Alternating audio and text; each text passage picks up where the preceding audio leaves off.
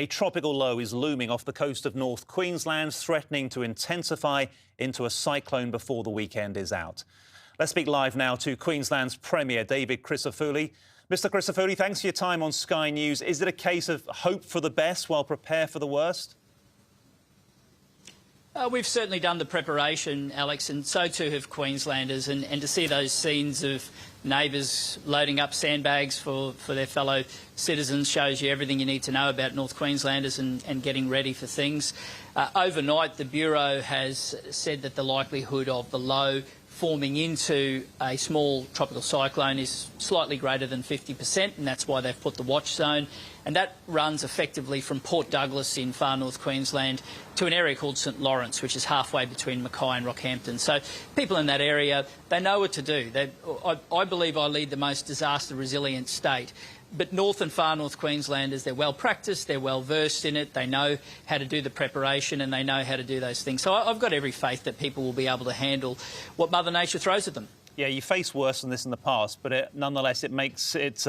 it's no easier, is it, when damage occurs? And there's been weeks of wet weather already. How concerned are you by the damage that's been done, particularly to farming communities in your state? Yeah, you're spot on, Alex. And the three areas that we're focused on, firstly, it's rainfall, which can then lead to flash flooding. And the third area is for the people in the western part of the state. The stock losses continue to mount from the earlier event. It's now gone past 40,000 cattle that's lost, and that's only from about 60 surveys. So there will be that number will continue to rise. So you're right. In terms of this event, our immediate focus, you're dealing with areas in some parts who've had north of half a metre of rainfall in the last week. So those catchments are full. And when you're talking about the prospect of north of 100 millimetres day on day, well, that can certainly prove problematic. So people know what to do. They know if they're in a low-lying area. As I said, people have gone and got those sandbags. Just take your advice. We put it all on one location, which is disaster.qld.gov.au. And for those of your viewers who are watching on Sky News Regional, they know what to do, but it's just important, if you haven't had the chance to do all your preparations, take the last moments to do so.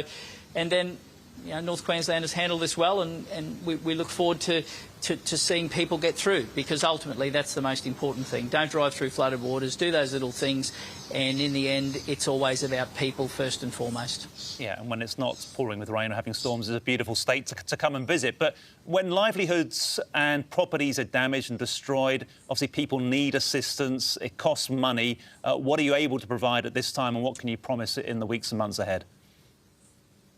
Oh, there's already over a dozen local government areas that have been declared, and that's for a range of things. Everything from fodder support, we've been dropping fodder to keep animals alive, through to small and family business support, and that'll be there. And look, during a disaster, that's what people want to see from me. They want to know that we're working well with the local mayor and the councillors. They want to know that we're working well with the federal government. I was speaking to the Prime Minister this morning. That's what needs to happen in a disaster.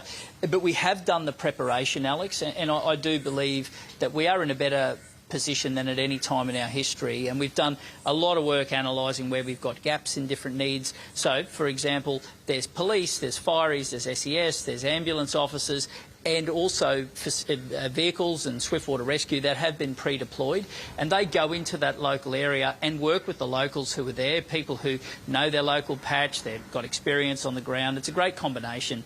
And it's what happens. We're the most decentralised state, so it happens in reverse. We have North Queenslanders, Central Queenslanders, Western Queenslanders coming to the southeast of the state to help.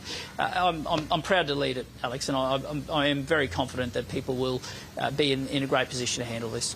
OK, well, listen, I'm glad you're feeling ready, and we do, of course, wish you all the very best. That's the Queensland Premier, David Crisafulli. Thanks for joining us.